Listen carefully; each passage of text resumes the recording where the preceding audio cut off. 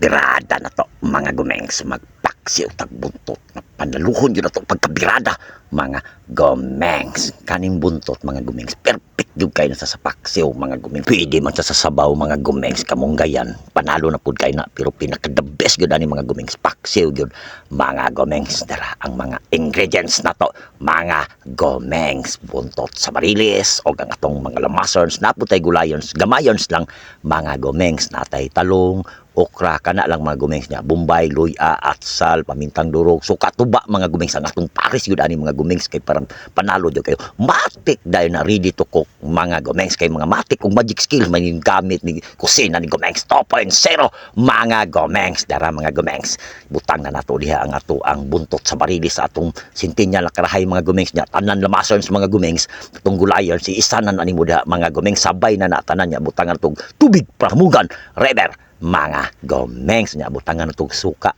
mga gumengs. Kaning suka ang mga gumengs medyo asdom sa kayo, lahi gitong suka sa kinapawan mo gings nga pertinyo asdoma mga gumengs. Butangan na to diha og asukar mga gumengs para naging malamis-lamis mga gumengs. Asin ana na diha mga gumengs niya, pamintang lurog mga gumengs niya, butangan na to og MSG mga gumengs para mo samot ka malamis-lamis mga gumengs. Gamay lang mga gumengs, ay lang kay ninyo daghana mga gumengs nya. Pang palami naman natong gibutang mga gumengs, butangan tong mantika mga gumengs, pang pahumot na pud na mga gumengs. Unya matik dayo nato na diha sa tuang magikalan mga gumengs, takang na nato sintinya lakarahay diha mga gumengs, takluban nato mga gumengs, pag abri na to ana mga gumengs, matik bukal layo na mga gumengs. Unya ato ang pangkwaon ang mga nasa ilalo mga gumengs, butang to sa babaw, katong sa babaw butang lalong para luto jud kay atong pagkabirada sa atong paksiw na buntot sa barilis mga gumengs. Inana ang mga birada mga gumengs para panalo jud kay pagkabirada mga gumengs. Humot na mga gumengs, lami na kayo, pwede pang panaluhaan ang atong mga birada gyud diha mga gumengs niya. Mekos na to diha kadali mga gumengs para mo absorb yun ang yang sabaw ng ato ang mga unod sa barilis mga gumengs, ang atong buntot mga gumengs,